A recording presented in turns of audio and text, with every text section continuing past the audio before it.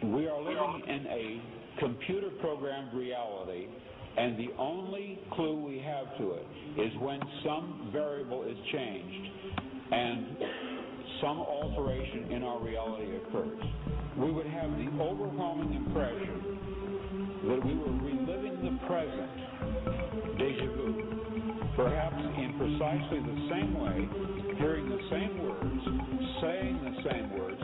I submit that these impressions are valid and significant, and I will even say this: such an impression is a clue that at some past time point, a variable was changed, reprogrammed as it were, and that because of this, an alternative world branched off.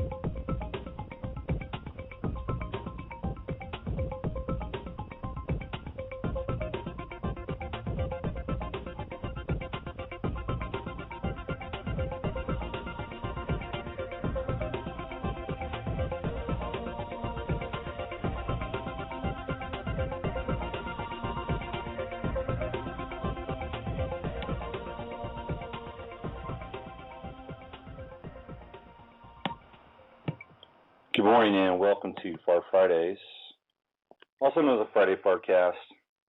You can go either way with it. I'm not that attached, as long as Far and Friday is in there somewhere.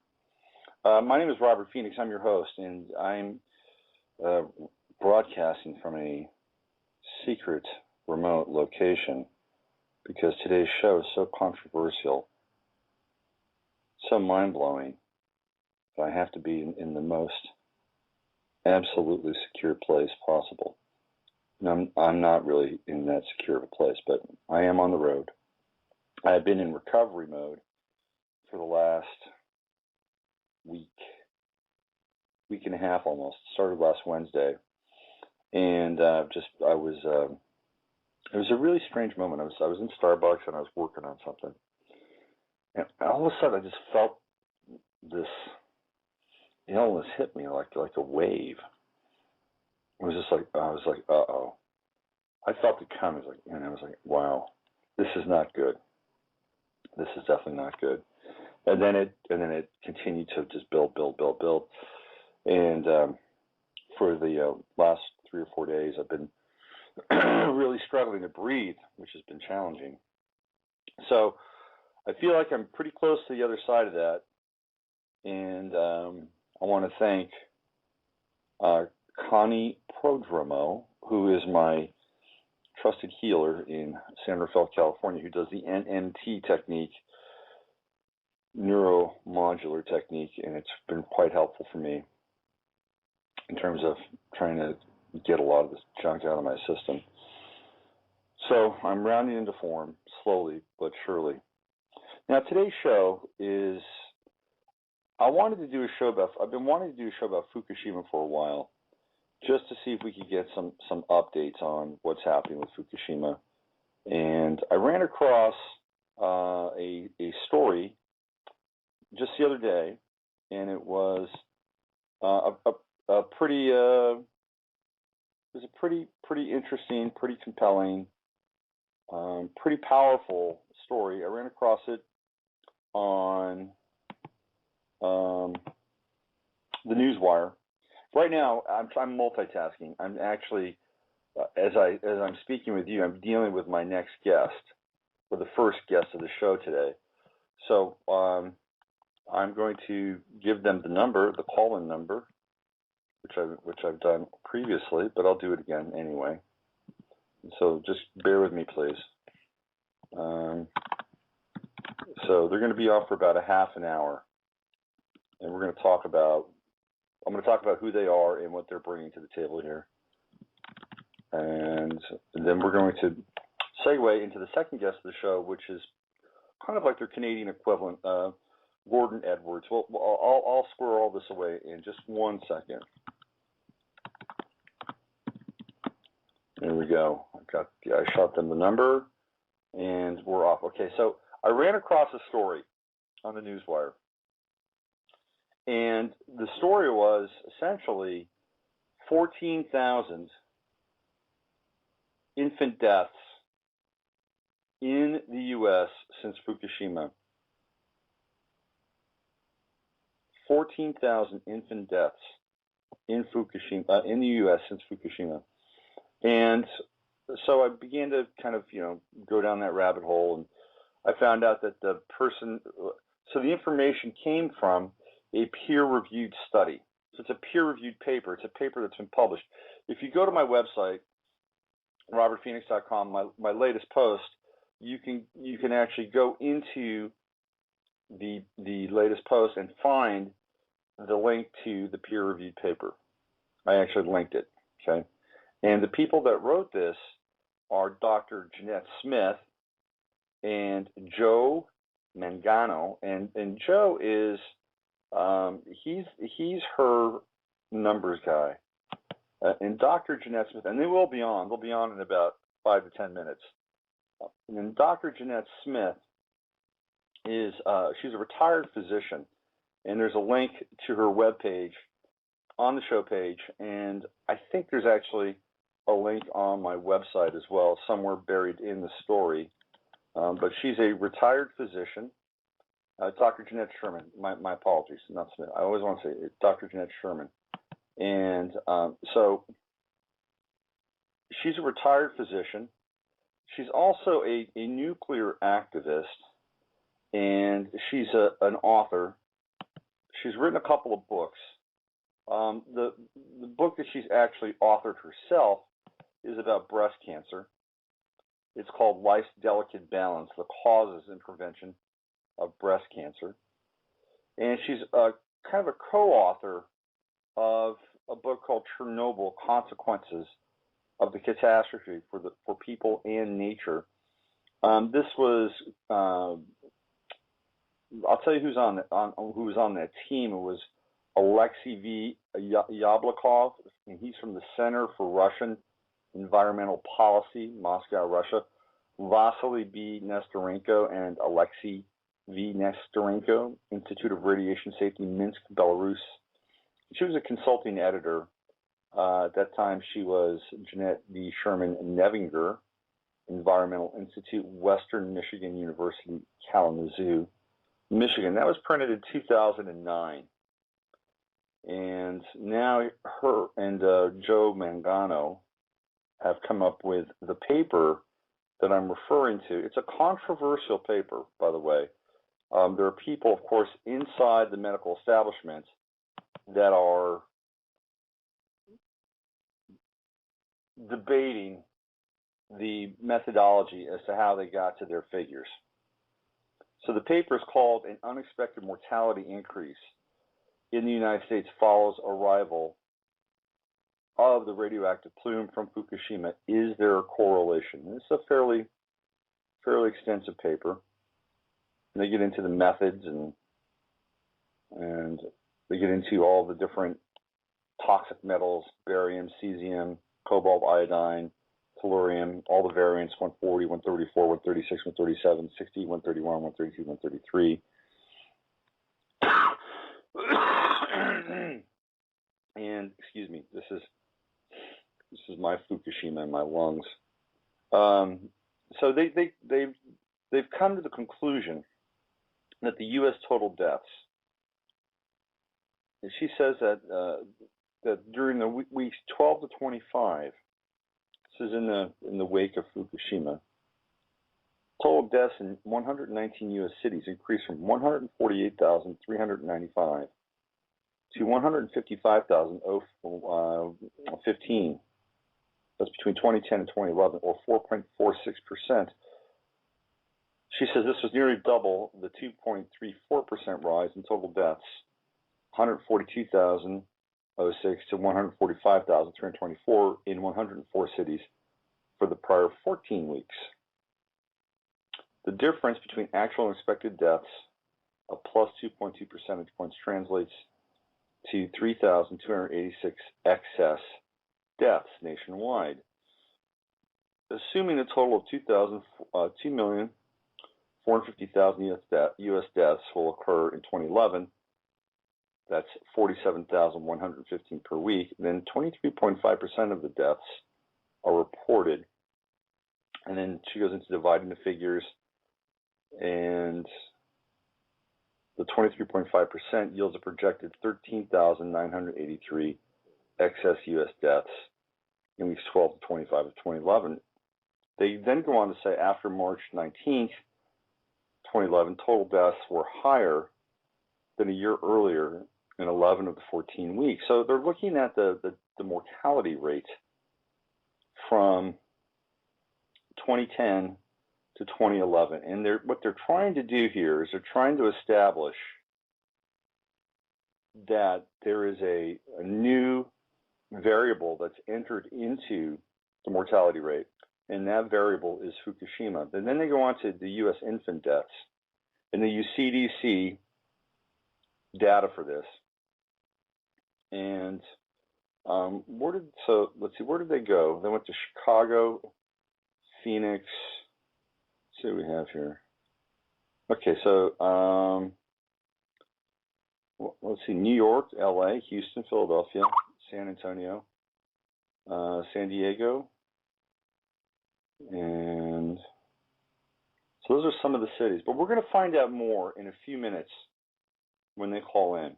We're going to have Dr. Janette Sherman and Joe Mangano, the authors of this very controversial paper, and we're going to find out kind of where we are in all this. And then in the second hour, let me just see what we have here. So that's fine. So no more than a half hour, that's fine. So I'm just, again, I am multitasking, as I do on this show often. So there we go. So she'll be on for about a half an hour. That's perfect. So what we'll do here is, maybe this is them. We'll bring them on. We'll talk. We'll find out more about their paper. We'll find out more about the reaction to their paper. And then I'll open the phone lines after we say goodbye, and I'd like your reaction. Then at the top of the hour, I'm going to bring Gordon Edwards on from the CNCR, and it's the Canadian watchdogs for nuclear energy. So let's see if this is Dr. Sherman and Mr. Mangano. Yes, it is. Dr. Sherman? Yes, it is. This is Dr. Janette Sherman. Hi, this is Robert Phoenix. Thank you for calling in and welcome to the show. You're welcome. Thank you. I'm glad we're able to get this together. So let's do a quick, just a kind of a quick encapsulation. When did you guys go public with your paper? Well, it was actually published. Let me find it here. Just recently, but it was released. Let's see. It'll be January this year. January this year. So this is very, very quickly. Can you basically summarize some of the reaction that you've received? Both. Well, I'm not sure if you can have a positive reaction to the paper, but we've had both. We've had both positive and negative, which we expected. And can you? One of the things that I was looking at with the paper, or at least the reaction to the paper, is that there were a lot of quote unquote mainstream. I would call them physicians, but mainstream voices, mainstream critics that were questioning how you got your data for this. How have you responded to any of the negative criticism yet around the paper? Of course, of course we did. And the data are U.S. governmental data. I mean, CDC, the Center for Disease Control, and the EPA. We created no data ourselves. This is strictly U.S. governmental data that anybody at CDC or EPA could have analyzed but didn't. And we submitted this for publication, and it was peer-reviewed by other scientists. We have no idea who, because peer review is always done blindly. Right. And it was accepted. Interesting. Do you know if there's been anybody else besides you and Mr. Mangano who have really gone after the data the way that you have and produced a peer-reviewed paper like? Is there anybody else that's in your camp right now? We haven't seen any, but we're certainly hopeful that other people will do this because the data are out there and anybody can have access to them. One of the concerns we have is that the EPA, in its marvelous wisdom, was collecting radiation, fallout samples in the first weeks after the Fukushima nuclear meltdown. And then in some great wisdom, they decided that quarterly was plenty good enough. I think the population needs to press our government to collect information on fallout and put it on, on the web so that citizens all over the country can see what the results are. Right, absolutely. The EPA also stopped testing for radiation in general here on the West Coast, and they've stopped testing the fish from the Pacific, and all they did was raise the acceptable amounts of radiation. That's all they've done so far. Yeah, which I think is, considering that we pay taxes to have this information, I think is outrageous. Now, you did a book on Chernobyl with a couple of other authors from Russia, Belarus. So you're intimately familiar with Chernobyl. Can you talk about the differences between Chernobyl and Fukushima? Well, you have to understand, I'm the consulting editor. Mm-hmm. And the book was written by Alexei Yablokov, who was president of the Russian Academy of Science and a counselor to Yeltsin and Gorbachev. And then the Vasily Nestorenko and Alexei Nestorenko from Belarus. These are probably the two biggest worldwide catastrophes we've ever had, Chernobyl and Fukushima. Chernobyl was essentially over with in a relatively short period of time. There was an enormous explosion, an enormous release of radiation. But unfortunately, Fukushima is ongoing. Right. And it still hasn't stopped releasing isotopes. The difference also is Chernobyl was in a relatively low area of population, whereas Japan is extremely high density. And the area where Fukushima is was one of the breadbaskets of the country, particularly for fresh vegetables and fruit. Wow. So it's a pretty vast area. So it took them, about 2 weeks to entomb Chernobyl.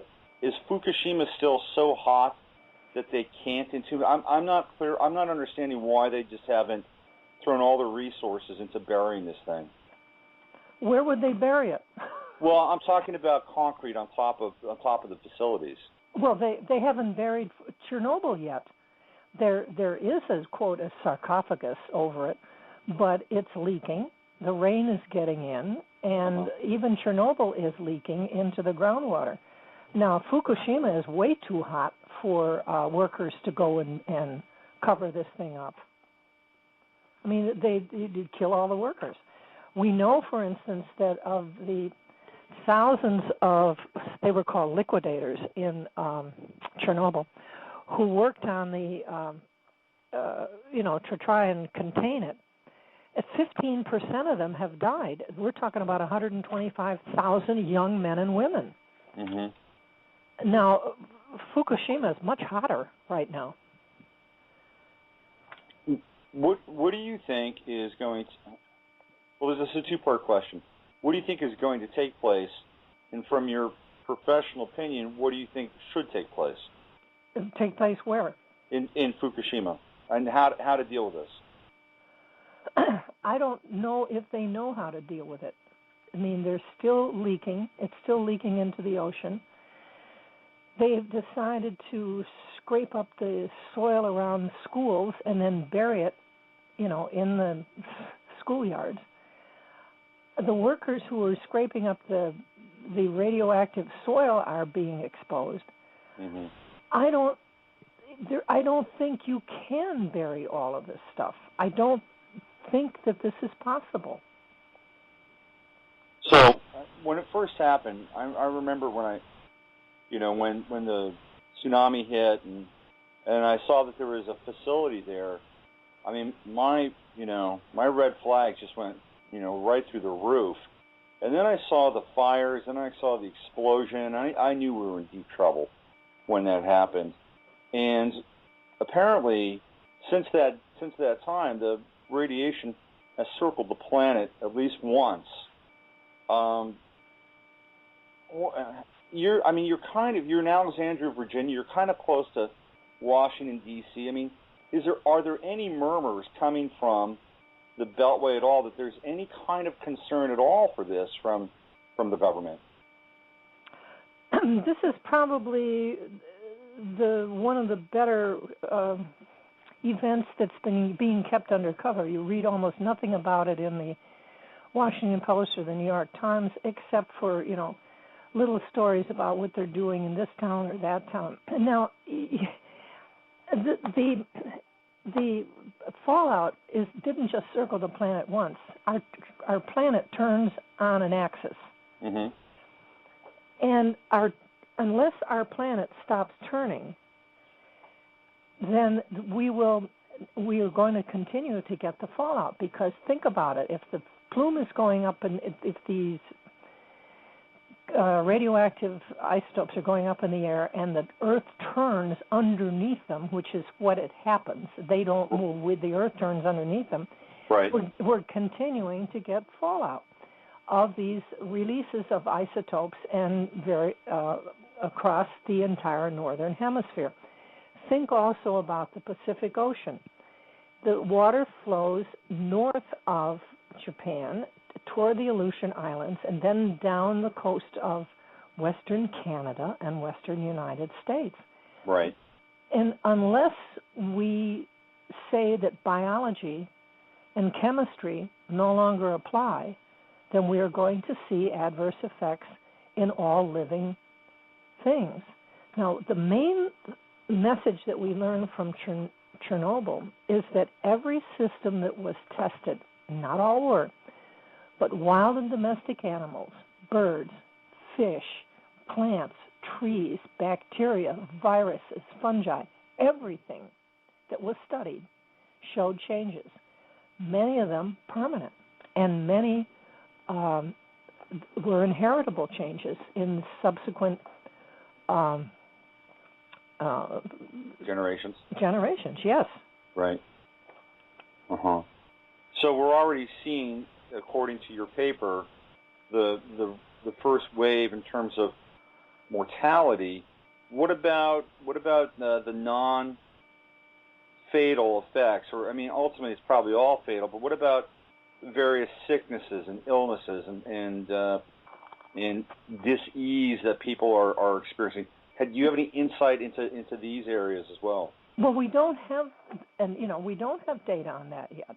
Mm-hmm. But we know that radioisotopes, concentrate in various parts of the body. The iodine 131 and iodine 129 go to the thyroid gland, and this is particularly critical for the unborn and also for everybody else who is born. And then cesium 137 goes to all soft tissue, including the muscles, breast, pancreas. And so will we see an increase in diabetes? It appears to be occurring worldwide, but nobody has done the specific testing. And then strontium-90, which follows calcium, goes to the teeth and bones of the unborn. Now, Mr. Mangano and I have published a number of articles on the effects of strontium-90, particularly upon children. Mm-hmm. And have you seen any of the results of Fukushima, the strontium-90, as a very brief sort of sample cases? Well, here? as you know, there's practically nothing being released right now. Right. I have seen some material, and this is not official by any stretch, but I have seen material about a rise in thyroid cancer and people being brought in, particularly women, by the way, who are brought in to have their thyroids checked, and they think that they have cancer, but they don't. And yet they've got them on Synthroid or whatever this thing is. I have seen a number of stories that are cropping up now about this issue. Again, it's not official, but it's, you begin to connect the dots, and you're seeing more and more of these stories take place. Have you? I'm sure that's been on your radar as well. Well, that was the thyroid disease, hypothyroid, hyperthyroid, and thyroid cancer were some of the very first diseases seen in the population exposed after Chernobyl. So we expect to see this not only in Japan but the United States, but there is very little data yet available. Now, Mr. Mangano published a very, very thorough paper on the increase in incidence in thyroid disease in the United States. And he found that there was an increase in men and women, blacks and whites, in, you want to guess where it was? Seattle. No, eastern Pennsylvania, which is downwind from 3 nuclear power plants, right. 3 Mile Island, right. Peach Bottom, and Limerick. Mm-hmm. So, and this paper is based on United States data. Mm-hmm. Mm-hmm. Interesting. So, what can people do? I mean, it doesn't seem like anybody's going to start, putting on a cape and coming to our rescue. How do we deal with this information, both from a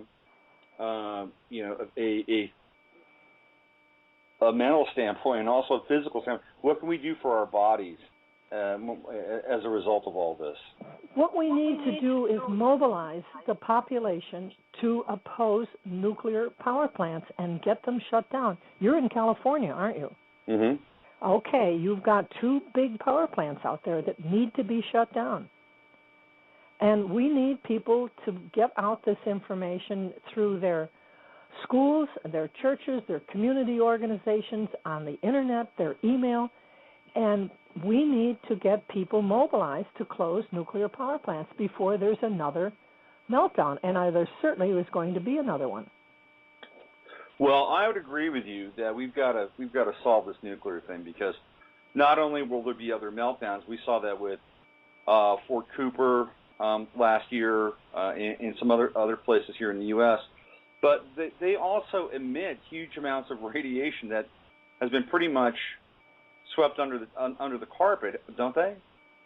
What, nuclear power plants? Yeah, absolutely. I mean, for not 24 hours a day, 7 days a week. Yeah. If you didn't, they would blow up. I mean, there are releases from operating nuclear power plants, and we need the population to understand what's going on and mobilize community organizations and get these things closed down. Write to your legislators and mobilize your local groups, and particularly around the plants in California. So that's great. I think from an organizational standpoint, I would agree with you. What about just from a physical standpoint? How can we take care of ourselves? I mean, if we're all running around with taxed thyroids and runny noses and hacking coughs, and I mean, how do we have the energy to be able to sustain some sort of formalized organization and push? How can people stay healthy throughout this? You're not going to like my answer. You can't. This is why it's going to take concerted effort if we're going to protect ourselves, our children, and our grandchildren. If you are eating and drinking radioactive, contaminated food and water and breathing the air, you can't taste, smell, or see nuclear isotopes. You're not going to like my answer, but unless people understand how serious this is and mobilize to get these shut, then you're going to suffer these consequences. Mm-hmm. Mm-hmm. So I went to your website, and I noticed that your website is very new. It's been up for what, a couple of weeks now? Well, it was up for several years, and then it got hacked, and it's been rebuilt. Okay, all right. I wasn't clear about it. It looked like a kind of a fresh. Can I ask you? And you don't have to answer the question, but can I ask you? I'm always curious where we have groups that are kind of NGOs or nonprofits. I'm always curious where they get their funding. And for you and Dr. Mangano, maybe you're using your own private resources because you're so passionately committed to do this, and that would be great. More Americans should be invested in their future in the same way, or people in general, not just Americans. But are you and Joseph, are you affiliated with any other groups that are helping support your research? Not to my knowledge. I receive absolutely no pay and no reimbursement for any of the work I do. I do this because I think it has to be done. Okay. And as far as sources of the funding for Radiation and Public Health Group is very, very minimal. And I don't know the current status, but it's very small. Okay. So the two of you are doing this solely because you're deeply concerned about not just the United States, but the future of humanity in general. Well, I've been a physician since 1964, and I've seen the effects of radiation and toxic chemicals upon people's health, and I think that we need to, as a physician, I need to speak out and help educate the public. Mm-hmm. Now, Joe has been doing this for a long time too, but he is supported because he has to be. I mean, he's the executive director, and he has to receive some support, for goodness sake, for all the work he does. But I have received no funding whatsoever and no compensation for any of the work I do. Okay. Nor did I receive any for my books either. Well, thanks for answering that question. I appreciate that. Certainly.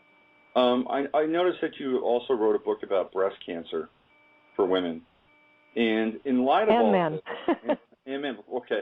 In light of all of this, I mean, we've got this big elephant in the room of the planet. It's Fukushima, and then you've got the issues surrounding breast cancer.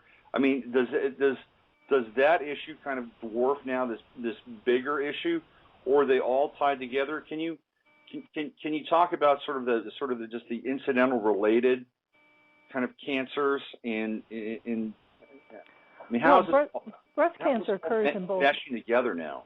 Pardon me? How is it all being sort of? I mean, obviously we've had a history of cancers in this country, whether it's from cancer clusters and towers or EMFs, or now we're staring down smart meters. So we've had individual sort of causes of cancer, but now we've got this big piece, which is Fukushima, which is sort of dwarfing all this. So I guess my question is, can people still, have their awareness and their consciousness around sort of the individual issues of cancer, whether it's breast cancer, colon cancer, or any of these other cancers, and look at them and check for them in traditional ways, or is the whole thing just skewed now? Well, everything is interrelated, and the book I wrote on breast cancer, which occurs not only in women but in men as well, and everything that causes breast cancer also causes other cancers such as testicular and prostatic cancer and liver cancer and other things. And in my book, I went through known causes, certain chemicals, certain pharmaceuticals, certain pesticides, and nuclear radiation. They're all linked together. Mm-hmm. And until we do something about cleaning up our planet, and I'm not encouraged right now, unless people demand it and are active in their communities, we will continue to see the cancer rates increase. But it's not just cancer. We're seeing immune disorders, increase in the ability to fight off infections, brain damage, loss of mentation in children. So there's a serious public health problem in the United States from these various aspects, and we're not addressing them. So we're talking about really the degradation of the human body in general, and all the attendant effects that go along with that. Well, and the environment in general. Yeah. Let me ask you a question. I mean, every time, most of the time, when I see events in the world, I see them as being deliberate. Like I think that there was a deliberate action around Fukushima. That's my opinion, and I believe that there's a deliberate action taking place to essentially depopulate the planet, and that's what we're staring down. And my perspective is that there are a number of people, small number of people, who really aren't invested in stopping that. That's my perspective. Now, that doesn't mean we can sit back on our heels and just say, let it all, flow downhill. But how much? I guess my question to you is, how much are our leaders invested in changing this for us? Well, I don't know if we've got competency, in this country, because as you look at our government, it's the best government that money could buy. Well, it's corrupt. And Absolutely. People are vested in the status quo, and there are people who want to make money by selling toxic products, who want to make money by building nuclear power plants. I don't know if we've got anybody smart enough to do this willfully. It's a very big uphill battle. But if anybody's interested in getting a copy of my book, they can go to my website, which is www.Janette, spelled Janette, Sherman, SHERMAN.com. And also listed on my website is the source of the Chernobyl book, which was published originally by the New York Academy of Sciences and priced at $150. Mm-hmm. And we were able to get back the copyright from the New York Academy to the authors, and we now have the book available for $10. Isn't that marvelous? That's great. Yeah. So if anybody's interested in either of the books, they can go to my website, and they can go to www.radiation.org, where Joe Mangano is. And there are links on the show page. You can go to Dr. Sherman's website through the show page, and also on the website, my website, robertphoenix.com, and where I just uploaded a post about today's show. So real quickly, where do you go from here? I mean, you've got your paper out there. Well, we're writing another one, a follow-up. Oh, great. When can we expect that? Oh, goodness. We're working as hard as we can. We don't know. We're working very hard on it. Okay.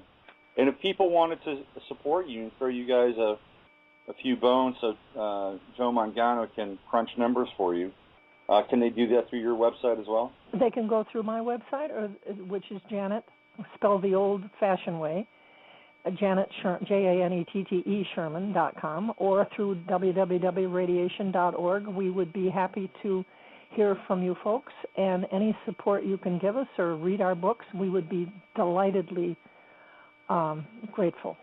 Okay. Well, I really want to thank you for coming on at such a short notice. Thank you very much, and I appreciate what you're doing to educate your listeners. Thank you. Okay. All right, you take good care now. You too. Bye-bye. Bye-bye. That was Dr. Janette Sherman from drjanettsherman.com and also radiation.org. It's 10:40 here, and we'll have Gordon Edwards on just after the top of the hour, and we're going to talk about what's happening in Canada in terms of the fallout as well. I'll tell you what I'm going to do is I'm going to play a little bit of music, and I'm going to come back, and we're going to ramp up and do the wind up for the next part of the show. So, what do I want to play? I keep telling myself that I need to upload more music. Let's just play a little shakuhachi music again. This is for Japan. So let's play a little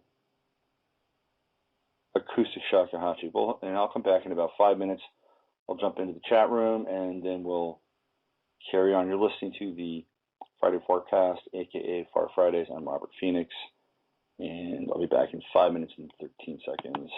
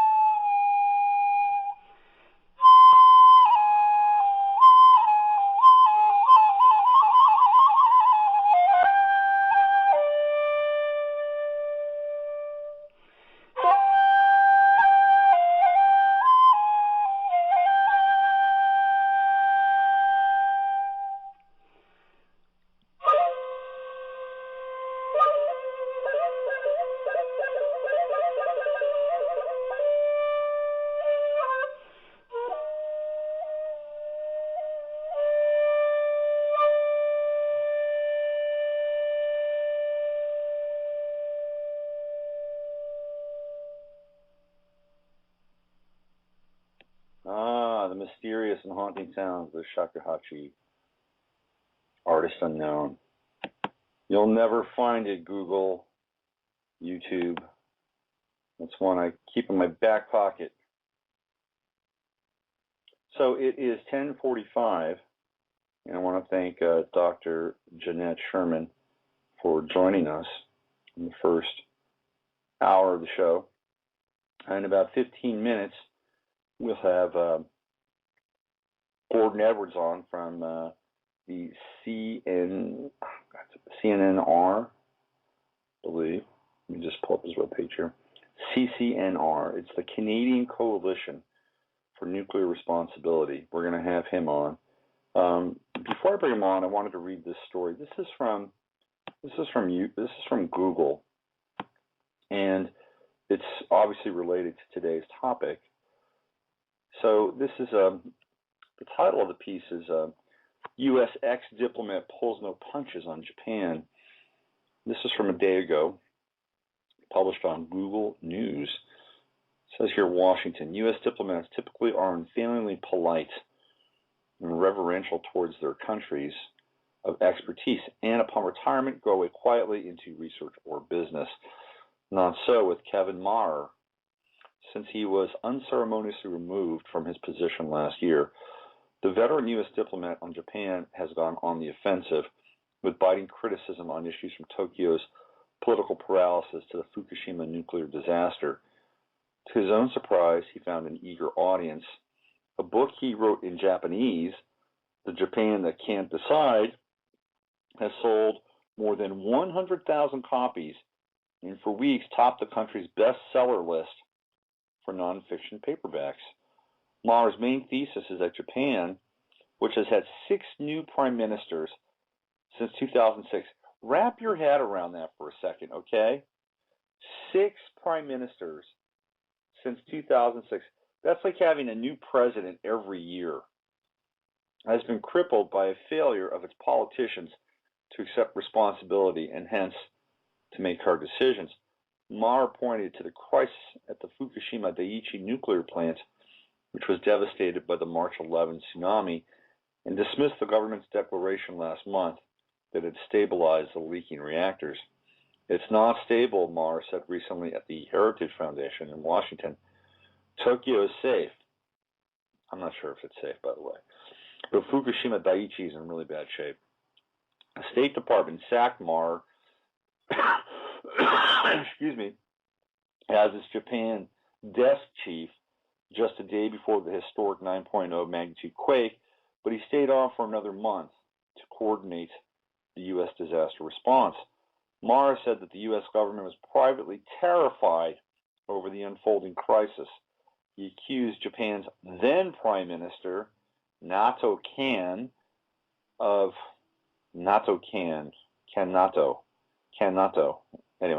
evading responsibility and trying to pass the problem over to the plant's operator, Tokyo Electric Power Company, also known as Tepco. I remember sitting on a task force for many times thinking, who the hell is in control in Japan? The government's not doing anything. Kan made one trip and flew up and got in the way and came back, Maher said. Maher said that he watched in horror as he saw television footage of a Seoul helicopter dropping water on the stricken plant. Is that the best Japan can do, Maher said? Frankly, what happened is the U.S. government called in the Japanese ambassador and said, look, you have to take this stuff seriously. We don't know what's going to happen. Maher said that the United States was even looking at whether it would have to evacuate some 100,000 Americans, although it soon became clear that Tokyo was not in harm's way. I'm not so sure about that. That's my editorializing. Maher's earlier strident critiques led to his downfall. While in office, he spoke to students about Okinawa, home to half of the 47,000 U.S. troops in Japan, and accused local leaders of playing on mainland Japanese guilt to extort concessions. Japanese media accounts of his remarks stirred outrage. Maher, who has worked on Japan for 3 decades and has a Japanese wife, called the controversy water under the bridge and said he was making a good living as a consultant. Nonetheless, he criticized the 2 officials he said were behind his dismissal, then Deputy Secretary of State Jim Steinberg and ambassador to Japan, John Roos, they just wanted to get this out of the press and decided that the best thing was to not address whether these reports were actually true or not, but just to remove me from my position, Maher said. Despite his criticism, Maher, like current U.S. officials, sees bright spots in Japan's latest prime minister, Yoshihiko Noda, who is pushing forward controversial plans to raise taxes and join talks on U.S.-backed trade pact. Maher said that he's received a little backlash over his book. He believed he won over potentially hostile readers with a message that Japan worked well in the past and needed to return to its traditions. We used to have an image back in the 80s. If a Japanese corporation had a problem, you would worry the chairman would go and commit seppuku, he said, referring to the ritual suicide. He would take responsibility even if it was not a mistake that he made. But now it's reversed in Japan, he said. Maher said he was surprised when he visited Okinawa to promote his book. There were 4 demonstrators. When I was consul general in Okinawa, I could always get 40. So kind of a controversial figure. Not sure his take is that controversial, but it's somebody inside the State Department who clearly has seen a lack of an extreme failure of leadership. And I'm with him. When I saw that helicopter flying over the nuclear power plants, dropping diapers of water onto Fukushima, I was just scratching my head. I'm like, are you kidding me? Is this the best they can do? It's Japan's issue. It's Japan's crisis, but it's also the world's crisis as well. And the world at that point should have rallied. I'm sorry. I mean, we should have had everybody, the best, the brightest, everybody show up there or in a close proximity and solve this thing. Problem is, they don't want to solve it. That's the big problem. They don't want to solve it. It's not in their best interest. It's just not. What's in their best interest is selling more anti-cancer drugs. By the way, speaking of cancer, Joe Paterno left this mortal coil last Sunday. I tell you, my 49ers were playing on Sunday. And when I found out that Paterno died, I just thought, it's a bad omen. That is a bad omen. And that's just from a selfish sports standpoint. But from another standpoint, it's interesting. It's, Paterno and the whole Jerry Sandusky. Now there's one less person in the loop for the Jerry Sandusky sex scandal, which quietly drifts out to sea. I don't know if you are tracking that or not, but it just gets the trail gets more and more quiet. Now that Joe Paterno is dead, he left. He was fired. He got his record-setting victory, more victories than any other coach in the history of college football. And there are people on the inside, and even not on the inside, that could see that, or close to the inside, that could see that he knew this was coming. He absolutely knew, and he was hanging in and hanging on so he could get his vaunted victory. And then what he was doing months before the scandal really broke, because he was moving all of his assets, like the house and other key assets, into his wife's name, so that if they went after him, they would just go after him. And now that's done. I mean, he's gone, so they can't go after him. There's just his wife, and I'm sure that they've taken very good care legally to button down everything that Paterno's made over the years, which is probably considerable. I mean, he's been a college coach for a long time. He's got endorsement deals. The coaches make a lot of money, and they don't have to eat anywhere. Joe Paterno can show up at any restaurant, within a 100-mile radius of Happy Valley, and he's not paying that tab. No way. So there's huge perks for being a Joe Paterno-like figure. But so, the scandal happens, and all of a sudden, Joe Paterno, hey, he's got lung cancer. Well, let's get him to a hospital. So Joe Paterno essentially went from Penn State public eye, disgraced, behind closed doors. I mean, he didn't really show for anybody. So you didn't see him. He went from his house to the hospital, from the hospital to his Heavenly Father. That was it. Done, gone. And I'm sure that once he got into the hospital, they used some of those wonderful anti-cancer drugs to help sustain his lifespan for as long as they could. But a key figure now, Joe Paterno, has vanished from the scene of the crime. They don't have to worry about him sort of blurting out raw, naked details in a semi-senile state. Okay, it is 10:57 here, and we're just getting ready for our next guest, Gordon Edwards of the CCNR, and we're going to talk about, so if you look at, and Dr. Sherman, she kind of mentioned this in terms of the loop current. If you look at the loop current water-wise, it kind of follows the same loop current with the air. So we get this push of air from Fukushima in China in the east, and then it loops up and into, as she noted, the Aleutian Islands, and then down into Alaska and then Western Canada. And so we're talking British Columbia and then places like Calgary and Edmonton, that area, Saskatchewan, Regina, all in Western Canada, and then even coming down into the Pacific Cascades, Seattle, Portland, and then again as it cuts, it'll come down further sometimes, or it'll begin to cut across the middle of the country. But Western Canada is on the front lines of Fukushima, and hopefully Gordon Edwards will be able to come in and tell us about some of the findings that they've had up in Canada. Now, I know that Dr. Sherman was pretty adamant about you can't. I think as an active, when I say you can't, she was being adamant you can't ameliorate the impacts of radiation. I think as an activist, and let's be clear, she's an activist, she has to have that point of view. She has to have that perspective, because it needs to be black and white. It needs to be, look, we have to get rid of this or we die. We can't have any stopgap measures. Okay, that's her message. Stopgap measures would be to somehow survive through this.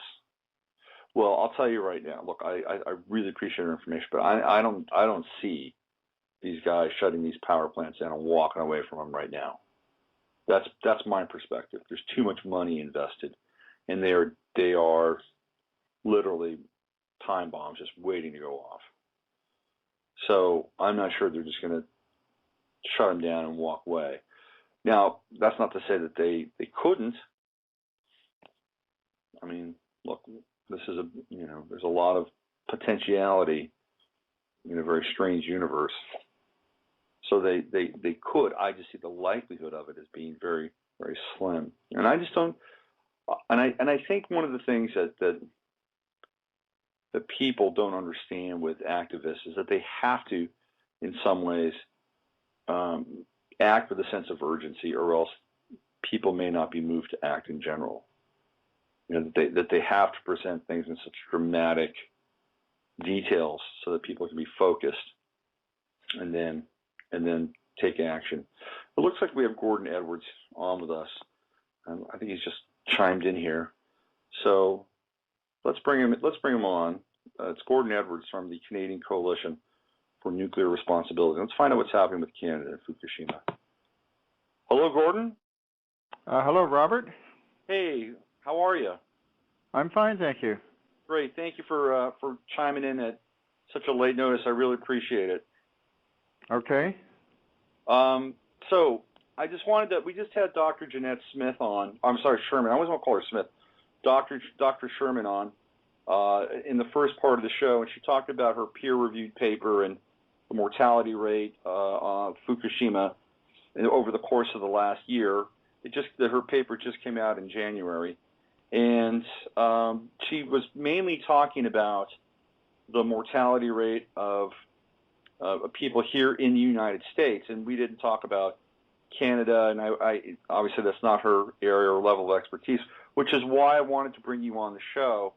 And more importantly, it feels to me, based on what I've been reading and seeing, that Canada is really at the front lines of this Fukushima fallout. Can you talk a little bit about that and what you've been able to compile data-wise and share that with some of the folks? Well, because of the short notice, I'm not in my office and I don't have really good data at hand. But the problem here is that we have governments and industries which are committed to the promotion of nuclear power. Here in Canada, this is particularly the case because the whole nuclear industry was created by the Government of Canada and is still supported by the Government of Canada, massive subsidies to the industry.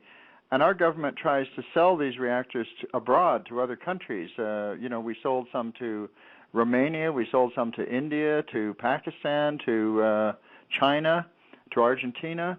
So there's very little distinction here in Canada between the government of Canada and the nuclear industry. They're very close. And what they have basically done over the years is adopt a strategy of denial. Because they find that this supports their industry, denying that radiation is harmful despite all of the medical evidence to the contrary. And, of course, the more studies that have been done over the years, the more clear it has become that there is no such thing as a safe level of radiation. And, by the way, I don't really like using the word radiation because it has so many other meanings, like there's microwaves, there's visible light, which is a form of radiation. Mm-hmm. I prefer using the word radioactivity because this focuses the mind a little more closely on what we're talking about. Well, let me explain why I think the difference is important. With radiation, people are aware of microwave ovens. You turn them off, and there's no radiation anymore. You have an X-ray machine in a dentist's office. You turn it off, there's no more radiation. A sun lamp, same thing. The thing about radioactivity is nobody can turn it off. It's unstoppable. Once these radioactive materials are created, they continue to emit bursts of high energy, which can damage cells and turn them into cancer cells or other types of illness-creating cells. And there's no way to stop that process. So once these materials are disseminated into the environment, they have become a legacy for as long as they remain in the environment. And that's the difference between radioactivity and radiation. Another difference is that radioactivity refers to material substances. We're not talking here about invisible rays that are zapping you. We're talking about actual materials, gases, vapors, ashes that are being disseminated, hundreds of them, and they all have their own biological pathways through the environment and through the human body. They go to different glands in the body, different organs in the body, and they continue to give off these bursts of high energy which damage the cells in different parts of the body depending upon the type of element it is. So people should think not about invisible radiation.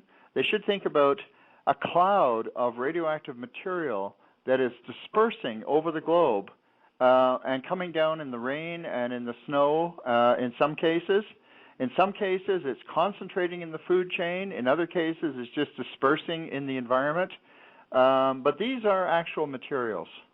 Mm-hmm. And so here in Canada, what they've done is both the government and the industry basically minimize the dangers, turn a blind eye to the dangers, and adopt an anti-scientific point of view. Anti-scientific means that you don't collect the data. If you don't collect the data, then you can't prove anything. And this is the exact opposite of science. The whole idea of science is that you collect the data very carefully. You're very scrupulous to collect the data. And this involves two types of data. You have to find out how much radioactivity is actually getting into people's bodies, mm-hmm. and what kind of illnesses they may be suffering, and try and make a link between those two. So you need to have health data, and you need to have exposure data. And what our government has done here is they have turned a blind eye, and they've turned off the monitors, so they're no longer measuring the amount of the dispersal of these radioactive materials into the environment. So this is really an example of a head in the sands attitude. It means that we just don't want to know the truth. Yeah. Well, okay. So let's just. We have had iodine levels which are way in excess of the norms. When I say the norms, I don't mean norms in the sense that this is normal. In fact, the radioactive iodine, the normal level of radioactive iodine in the environment is 0. There is no such thing as radioactive iodine that naturally occurs. All the radioactive iodine in the environment is due to man's activities, either nuclear weapons or nuclear reactors. So when we talk about the so-called permissible levels, right, these permissible levels are not really safe levels. They're just levels that happen to be arbitrarily set by the government or by the industry in order to say this is what we consider to be acceptable. Right. I've always found that to be fascinating. It almost seems fairly random or abstract, right? I mean, what are they basing that on? Well, in a way, you can understand their situation. For example, what is a safe speed limit on the highway? If you say it's 60 or 70 or 80 or whatever, this is kind of arbitrary because, of course, you can have fatal accidents at lower speeds. The important thing to realize, however, is that lower speeds make the accidents generally less harmful in many cases, so that you don't have death. You may have injuries. But there really is no such thing as an absolutely safe speed limit. In a similar way, there's no such thing as an absolute radiation level, but here's the difference. In the case of radiation, if you are injured by radiation, the consequences are just as severe if you got a low dose or if you got a high dose. When I say high dose, I don't mean a really high dose. I mean a high chronic dose. This is, in the scale of what's called delayed effects. Delayed effects are effects that take place quite a bit, months and months or years after the exposure. These delayed effects do not diminish in intensity. So somebody who gets killed by radiation at a low dose, develops a fatal cancer, for example, suffers just as much and is just as dead as somebody who got a higher dose. So the consequences are unchanged, even though the exposure level is changed. The only thing that changes is the number of people who are adversely affected, the number of people who got cancer, the number of people who died, the number of people who got various other illnesses. Right, and then when you begin to compile that data, then you're in kind of a gray area, right? I mean, theoretically, then people can kind of parse out the information and say, well, it could be this or it could be that. We can't really trace it back to a higher level of rate. I mean, there's all these different variables now begin to enter into the process, which makes it even more difficult at times to nail this thing down and say, no, you're wrong, it is this. I mean, I'm sure you've seen this over the years. Yeah. Well, let me draw a parallel with cigarette smoking. It's very, very difficult to prove that any one individual died from cigarette smoking, but there's no doubt that lots and lots of people are getting killed because they're dying at a rate of 10 times as much lung cancer, and they're also getting a lot of heart disease, far more than people who don't smoke. Now, the only way you can tell this is by careful scientific studies of the entire population. You've got to look at thousands and thousands, millions of people if you can. The larger the population, the better. So you look at people who smoke and you look at people who don't smoke. And among the people who smoke, you look at the people who smoke a little bit, or people who smoke twice as much, or 4 times as much, or 8 times as much. And you study their health, and and then you see very clearly that people who smoke a lot more are dying in much greater numbers than people who don't smoke. Now, it still is impossible to say of any particular individual that guy died from smoking. But there's no doubt when you look at the overall picture that people are being killed in large numbers. Now, something similar happens with radiation.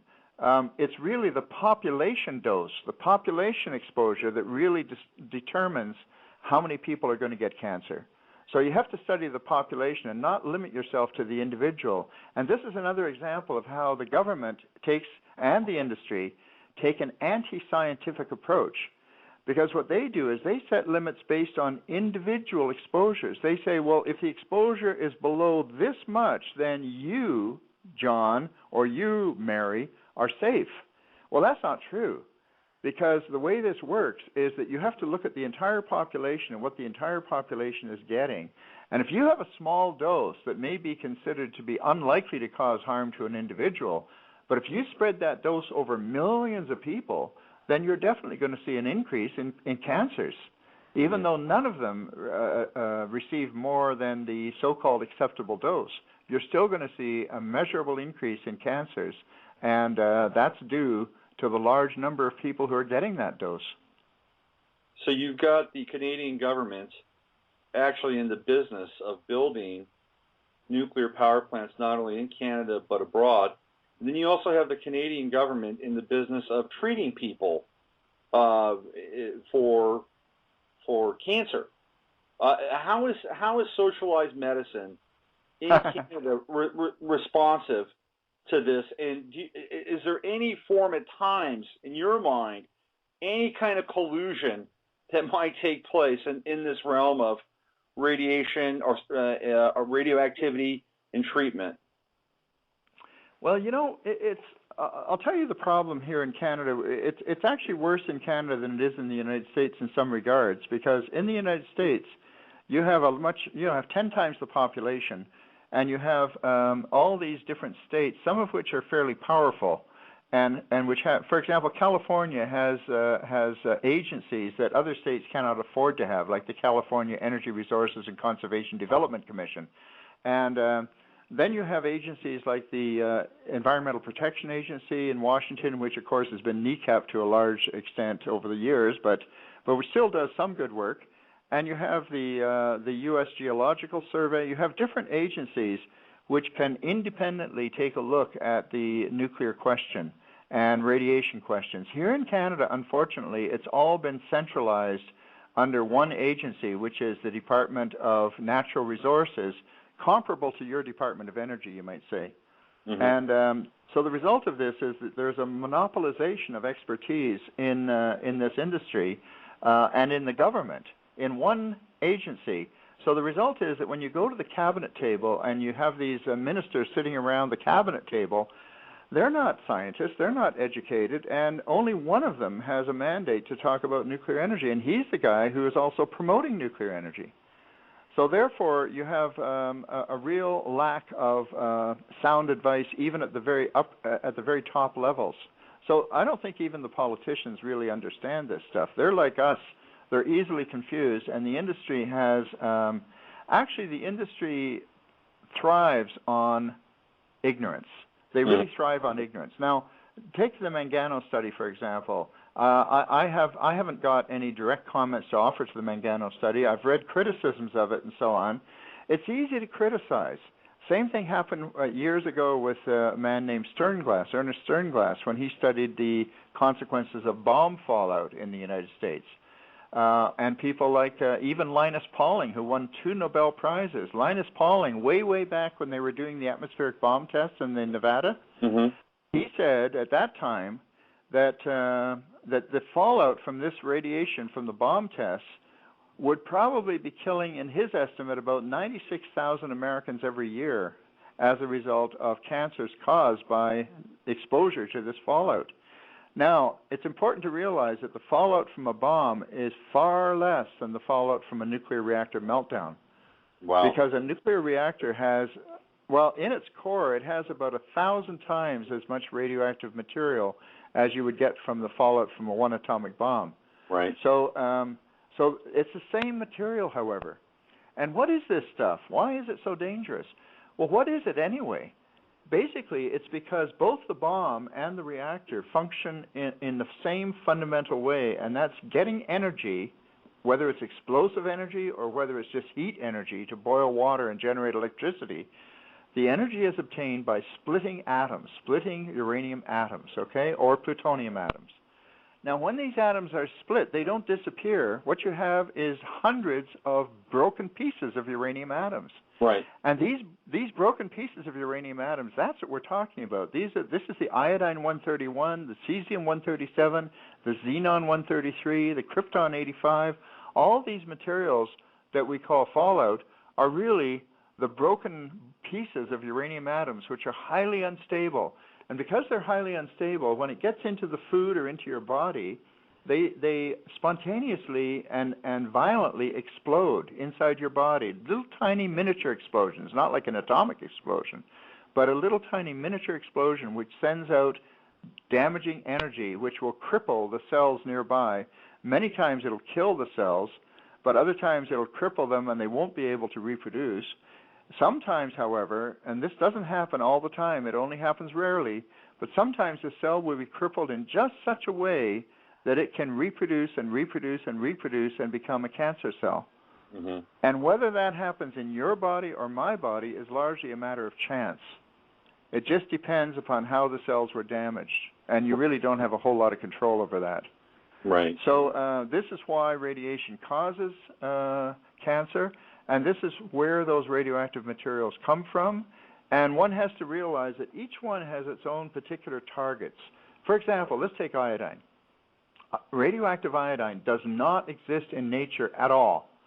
And what happens is that when people put salt on their food, if you look at the salt, you'll notice it's called iodized. That means it has iodine in the salt. But that's not radioactive iodine. That's just normal iodine. Okay? So you put salt on your food, you eat the food. What your body does is your body takes that iodine and puts it into the thyroid gland, which is right up in your throat. Mm-hmm. And that's where the iodine goes. And the reason we put iodine in the salt is because it prevents a disease called goiter. It's preventative medicine. Well, what happens with radioactive iodine? Radioactive iodine does the same thing. It goes into the body, and the body takes it and stores it up in the thyroid gland. The body doesn't know it's radioactive. The body just knows it's iodine. So when it's in the thyroid gland, the difficulty is that it also helps to prevent goiter, but meanwhile, these atoms are exploding, and they're causing all kinds of damage to the thyroid. So the thyroid is getting, if you pardon the expression, it's getting the shit kicked out of it by these radioactive atoms that are disintegrating or exploding inside the thyroid. And that's where you get thyroid cancers, and you can also get a whole lot of other diseases from young children. Infants and very young children are much more susceptible to this kind of damage, because damage to the thyroid can cause mental retardation, it can cause stunted growth, it can cause various malformations in the development of the body. Mm-hmm. And possibly in very, very young children, it might even contribute to things like infant mortality. This is not well documented. It's not something that you can read about in the textbooks, but we're still finding out about the harmful effects of radiation because, thank God, we haven't been that often exposed to it. Mm-hmm. So we're still finding out, and in order to find out more, we have to have an open mind. We have to say, God, let's not close the door. Let's not close the books. Let's not criticize Mangano or others who are collecting data because we don't think they're doing a good job of it. Let's do it properly. Let's do a really good job. Let's collect the data really well and prove once and for all what the connections are. So it's a great opportunity to learn about these things, and our government and the nuclear industry are saying, we don't want to know. Well, yeah, absolutely. As far as knowing about these things, do you guys do your own monitoring throughout Canada for radiation levels? We do have some monitoring stations. As I say, those monitoring stations have been shut down and returned back to normal operation, which is infrequent. You know, they take infrequent samples. Unfortunately, oftentimes when this stuff does come down, it comes down because of weather patterns. For example, it'll come down if there's a rainstorm, there's a rainout. You get a lot more radiation coming down. If you look at the map of the United States, you find high iodine levels recorded here and there all across the United States. And a lot of that depends upon the weather patterns. Like, for example, it might pass over in the air over one state and then run into a thundercloud and precipitate out on a neighboring state. So, unless you're monitoring closely all the time, you're not going to pick this up. The other thing that we have is we have a network of monitors which are designed to test for, well, it's basically in connection with the so-called test ban treaty. We have an atmospheric test ban treaty that was signed many, many years ago, thanks to people like Linus Pauling, who called attention to the dangers of fallout. So they did stop testing in the atmosphere, but they do have monitors all over the globe which monitor radiation that might be coming from a bomb test. And, of course, those radiation monitors will pick up the radioactive fallout from Fukushima as well. But, again, the data is not always reported. Here in Canada, we've had incidents where there were levels of iodine in the rainwater which were above normal and were not even reported. Is this when I say above normal, I should clarify. I don't mean above normal. I mean above the legally permitted maximum. I shouldn't say above normal because normal is 0. Right. Was this in Western Canada? Actually, I'm really sorry. I don't have the data in front of me, and I can't remember. There were certainly high levels of iodine in Western Canada, which came down in the rainwater, and some of that was reported. This particular incident that was not reported, I just can't remember whether it was Western Canada or not. I'm sorry. I could find out for you, but I don't have it handy. That's okay. How long have you been committed to nuclear activism?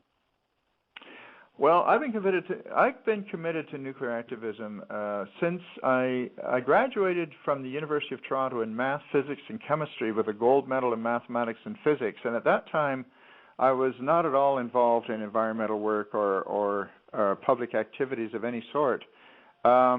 I was just interested in pursuing my own scientific career. Then, around 1970, I really became concerned about the fact that our whole planet is in great trouble. And I became one of the founding members of a movement called the Survival Movement, which was a worldwide movement, not a major one. You won't read much about it in the press or anything. But it was a movement to try and get scientists to become activists for a sustainable future, for a livable planet. And one of the things that first caught my attention were, of course, nuclear weapons. Nuclear weapons being one of the major threats to the survival of the planet, to the survival of human civilization, because a nuclear war could really wipe out huge parts of our civilization very quickly and could also badly affect the climate. As I became more interested in this and became more knowledgeable about this, I learned about radioactivity through the fallout question, and then I turned my attention to the nuclear reactors, because I found out that nuclear reactors, in addition to producing electricity, they also produce plutonium, which can be used for bombs, and the plutonium lasts far longer than the nuclear reactors because plutonium has a 24,000-year half-life. So I thought, holy mackerel, what we're doing is by spreading reactors around the world, we're actually sending around the world repositories of plutonium that some future maniac can use to make atomic bombs. And there's no way of destroying this stuff once it's created. So that got me interested in nuclear power, and I started learning about nuclear power. And the thing that really struck me was that even though I thought, very well educated in science, I didn't even know that nuclear reactors produced all this radioactive waste. It was news to me, and finding out about it was a big shock. I thought, holy mackerel, how come I didn't know about this? And I thought, well, if I don't know about it, then sure as hell a lot of other people don't know about it. And because of the movement that I helped to establish called Survival, one of our main principles is that we think that we scientists, scientifically trained people like myself, have an obligation to society to share our understanding with people who don't have that training. Just explain in simple terms what this is all about and try and cut through the mystification, because this whole subject is surrounded by mystification, and it's not accidental. The government and the industry like you to be mystified. They like people to be ignorant, because then they're less trouble. They don't ask too many embarrassing questions, or they don't cause opposition. Right. So basically, my role is not to be a preacher, but to be a communicator. I think of myself as a teacher, an educator. I took my first lesson in social responsibility I got from a book written by Barry Commoner, many years ago, many decades ago. I'm in my 70s. He wrote this book called Survival, and I thought it was a really interesting book because he said that, as scientists, our opinion is not any more valuable than anybody else's opinion. I mean, we have our opinions, you have your opinions. What's the difference? We're all human beings, we can all have our own opinions. But what we can do as scientists is we can share the knowledge that we have. We can share the understanding that we have so that then people can understand better and they can make their own decisions and form their own opinions. Right. Let's go back in time for just a second. It's around 1977, about 78, 79. We've got 3 Mile Island here in the United States. There's Chernobyl. There's a ton of awareness that's spreading around this whole nuclear issue. You've got the no nukes movement. You've got the big concert in Madison Square Garden. James Taylor. It's really kind of rolling, and then all of a sudden it stops. What happened to that? Well, a couple of things happened. First of all, you have to realize that if you discount the last few years, if you go back, roll the clock back to, let's say, the year 2000, or even later than 2000, it would be then safe to say that there wasn't a single nuclear reactor ordered in all of North America from 1979, actually from 1978 up to the year 2000. Not one single nuclear reactor, new one, was ordered. So the result is the actual nuclear industry in North America ground to a screeching halt. Now, it wasn't only because of 3 Mile Island, because the actual halt to construction of new nuclear reactors had already begun a couple of years earlier than that. And the reason why was because of some terrible financial fiascos. One of the greatest bond defaults in American history was related to a nuclear power project in Washington State called the WIPP project. That was the largest bond default in American history up to at that time. That was one aspect. The other aspect of that brought the nuclear power screeching to a halt was the realization that nuclear power produces all this very long-lived radioactive waste, which is going to be dangerous for millions of years and which nobody has a solution for. Now, the industry likes to say, and they have been saying for years, oh, yes, we have a solution, we have a solution, we have a solution. But, in fact, they don't. And 8 times in the United States they have tried to find a waste repository, 8 different times, and they have failed 8 times, the most recent failure being the Yucca Mountain project. Right. And meanwhile, the costs are escalating. Like they spent $10 billion on Yucca Mountain, and they found out that it's not good. It's not a good site. You can't put the waste there. It's unsafe. Right. So the thing is that people began to realize that this industry has huge problems, financial problems, pollution problems, and also proliferation problems related to the spread of nuclear weapons.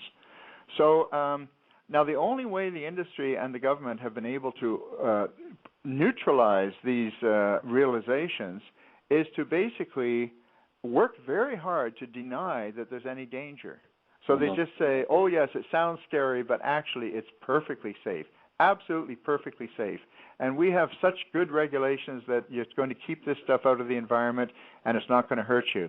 And even after an accident like Fukushima, which is a huge disaster, probably the biggest disaster in human history up to the present time, they still have this mantra of denial. And the funny thing is, I don't know why it is, but North Americans seem to be a little bit more susceptible to this, perhaps, than Europeans. In Europe,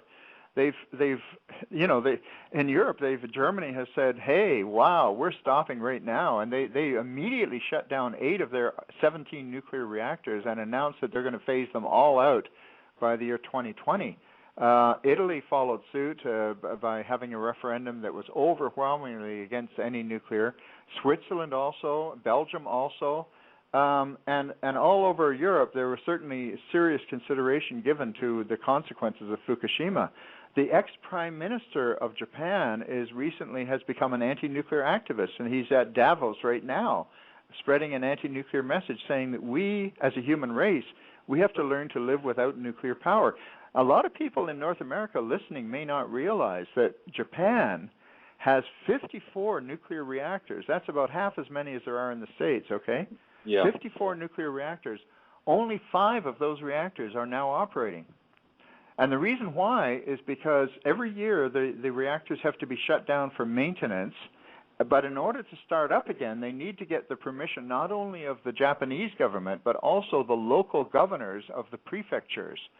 And the local governors are refusing to give their permission. And so these reactors, once they're shut down for maintenance, they never start up again. And they've only got 5 out of 54 reactors operating. And the funny thing is, you would think that this would lead to chaos and industrial collapse because of the lack of the electricity, the electrical output from these reactors. Mm-hmm. Not so. Although they've had to take some very serious conservation measures, they are coping reasonably well with this, even though most of their reactors are shut down. So the thing is, in North America, I don't know what it is. Maybe it's the Atlantic Ocean and the Pacific Ocean that sort of insulates us from reality. Mm-hmm. But we don't seem to take this lesson very seriously. And we don't realize that the Fukushima reactor that melted, the 3 reactors that melted down at Fukushima, units number 1, 2, and 3, they are American designs. And in fact, there are 43 reactors operating in the United States today which have virtually identical designs to these reactors in Fukushima. Yeah. Aren't they GE? Aren't they GE design? They were, yes, that's right. They're GE, and GE, I believe, built the first one at Fukushima, and then Hitachi took over and built the remaining ones. But they are GE design. Mm-hmm. GE Mark III, I believe they're called. You know, I think what's fascinating in terms of, or interesting in terms of our, and when I say our, I'm talking about Americans' awareness around nuclear energy and the potential dangers of it. I remember as a kid reading comic books, right? Yes. I can't tell you how many comic book heroes got their superpowers as a result of some sort of, nuclear radiation mutation, right? Right. I mean, the Hulk, the Incredible Hulk, for example, yeah. Right. Spider-Man got. And I think even Spider-Man too, right? Yeah, and now he's got all. So in a weird way, he's got radioactive eyes. Yeah, our psyches have been massaged from a very early point in time to somehow view this as being not only acceptable, but hey, I might be a superhero too. I mean, there's been that kind of socialization around this, I think, through our media for a very long time now. Yeah. Well, one of the things that really, as I learned more about this, being a serious kind of science student, getting my PhD from the University of Chicago and going on, I always understood that science is one of those areas where you're supposed to be really open, and all the results are supposed to be put on the table, so everybody can see what's known, And what I really noticed about the nuclear industry from day one is that it is very, very secretive, and they simply cannot afford to tell the whole truth. Now, I've often reflected upon this because, in my view, if they just simply put things out truthfully and said, look, this is the case, radiation does cause cancer, and a certain number of cancers will be caused, as a result of radiation releases, but don't worry about it because it's not going to, civilization is not going to come to an end over that. It's just like other industries pollute as well, But they can't even bring themselves to admit the dangers. So what they do is they adopt this reaction of denial. They simply deny there's any danger. And they say, oh, no, it's perfectly safe.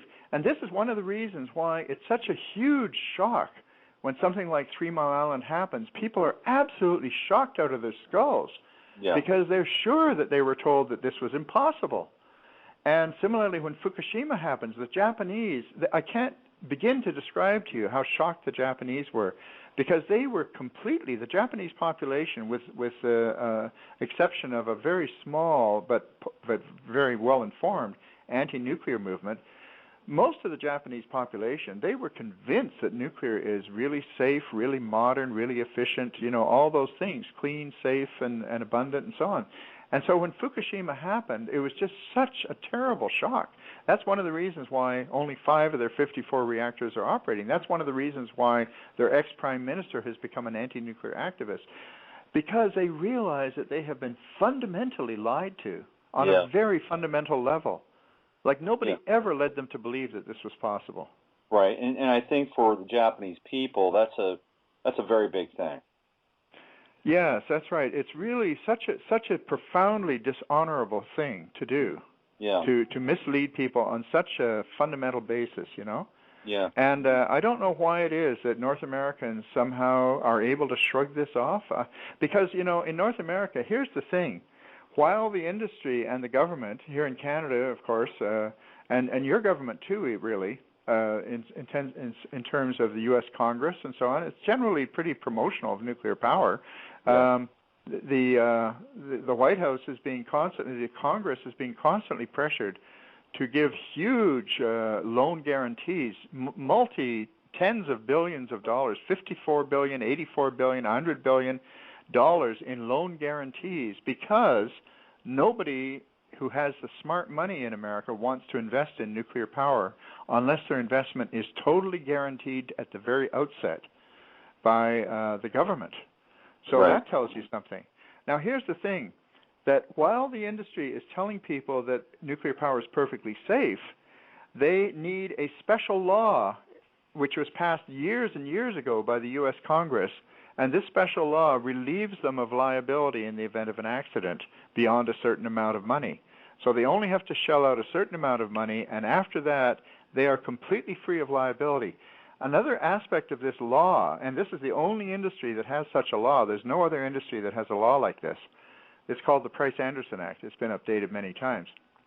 Another aspect of that law is that any equipment manufacturer that supplies equipment for nuclear reactors is completely free of any liability whatsoever. They cannot be taken to court ever, even if their equipment is what caused a nuclear accident.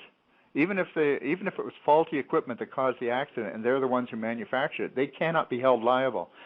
Now, the reason this law exists is because without that law, these corporations would not be in the nuclear business. Mm-hmm. In fact, in Germany, the Siemens Corporation recently announced they're getting out of the nuclear business altogether, and they expressed complete confidence in renewable energy as the wave of the future. They said, in fact, that that's the challenge of the 21st century is to bring in renewable energy, and they're not going to do any more work on nuclear unless it's just doing some peripheral work, like supplying steam, what they call steam turbines or something like that. Mm-hmm. But other than that, they're not going to solicit nuclear business. So here's the thing. The insurance companies all around the world, and especially in North America, if you go home and read your insurance policy, the people who are listening to this program, you will find that in your insurance policy there's a clause that says you are not covered in the event of a nuclear accident.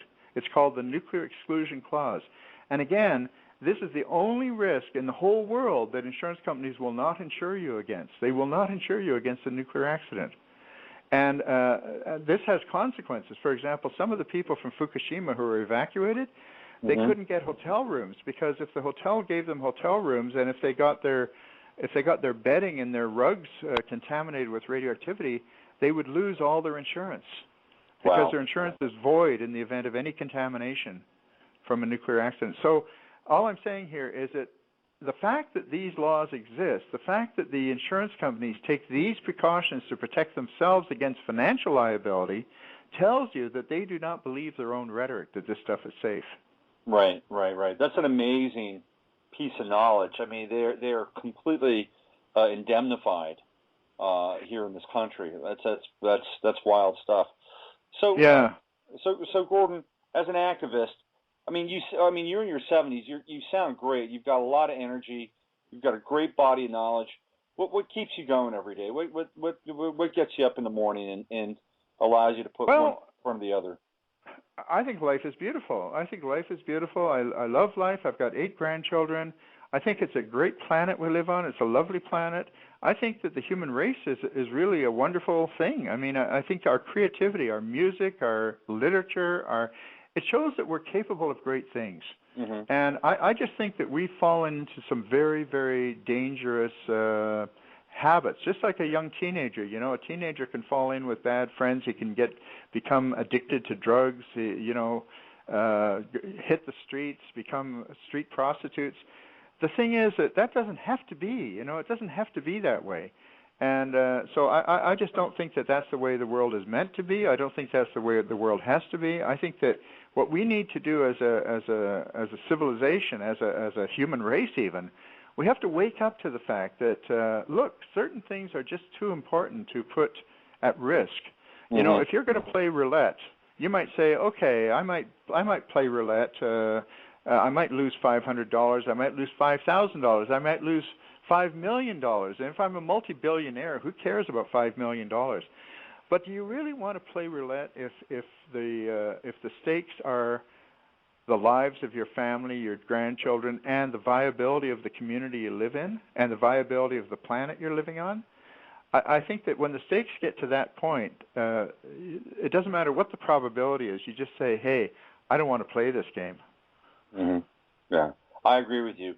Well, Gordon, you've been an absolute delight, and I'm glad I stumbled across you. And I had no idea you'd be such a compelling guest, but I'm certainly glad that you agreed to be on the show today, and I really appreciate you being here with us. Oh, my pleasure. Well, you keep up the... I thank you for the opportunity to talk to a lot of people who, in their daily lives, probably don't have much time to think about these things, but once in a while it's important to sort of get your bearings and say, well, maybe I should try and understand this a little bit more, just a little bit more. The thing that I'd like to point out to people is that you do not have to be a scientist to understand this stuff. The only people who try and convince you that you're too stupid or too ignorant to understand this are the people who have the vested interest in promoting it. You can learn what you want to learn. We have a website which is quite educational, and people can go to the website. It's www.ccnr, that's CCNR, that stands for Canadian Coalition for Nuclear Responsibility, www.ccnr.org. And there's lots of stuff there which is specifically written to make it easy to understand.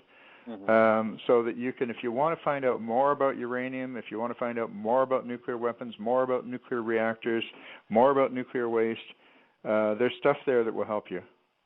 Yeah, and that link, by the way, is on the show page. So if you haven't written it down, you can just go to the show page and click on through there.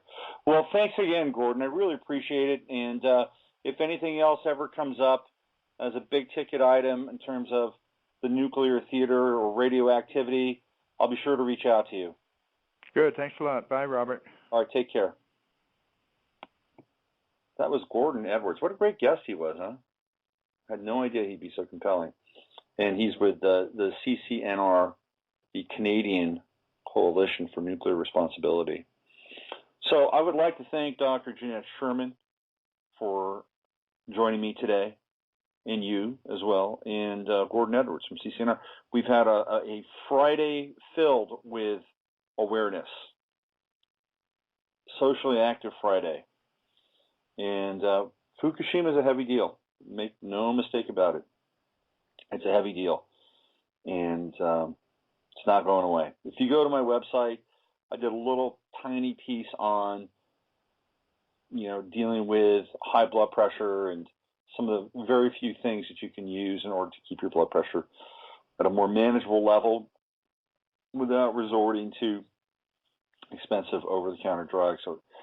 So you can go to the website and check that out. But there are things that you can do to support your thyroid. There are things that you can do to chelate metals out of your body. If you go on the internet and you do a little bit of searching, you can find some strategies, some tools, herbs, mushrooms, you name it. There are things out there that can help you stay healthy. And I strongly advise that you hunt them down. I think it's important. Okay, so again, I'd like to thank Dr. Janette Sherman. I'd like to thank Gordon Edwards for joining us here on Far Fridays. I'm RobertPhoenix.com. You can find out more about this topic and other topics, mostly astrological, based on my website, RobertPhoenix.com. I'll be back on Monday with the mashup. So what I want to do is I want to go out of here with Daiichi Walkabout. This is a piece that I did shortly after the Fukushima disaster.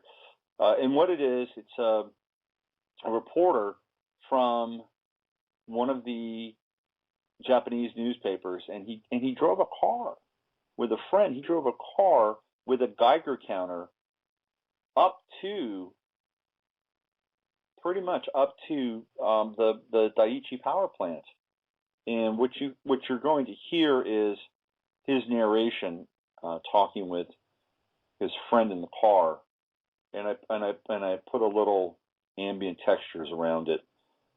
So this is Daiichi Walkabout, and this will pretty much take us to the end of the show, and I'll shut it down at the end of the show. So thank you again for joining us, and I'll see you on Monday. Use your head to discern what's real, your heart to step in what's possible. I'm Robert Phoenix. You've been listening to Far Friday. Have a great weekend. はい、作業地点入りました。それはでも、山越えてなんとかなって。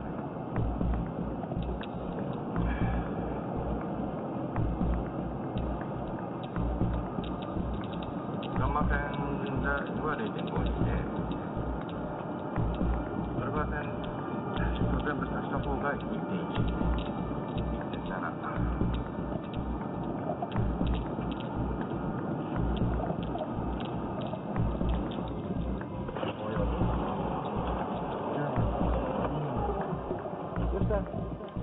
どうしたおい、大丈夫か？何一緒にいるのお前ら。何でお前ら一緒にいるの？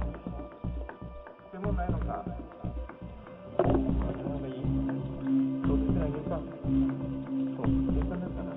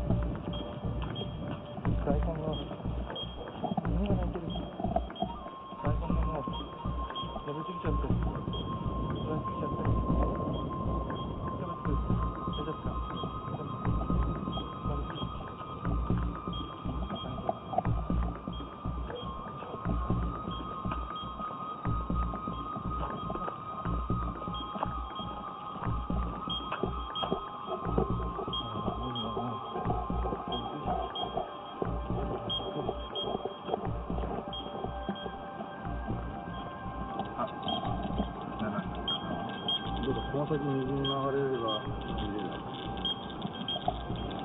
ちょっと出っ張ってるもんな、原発の位置よりもな。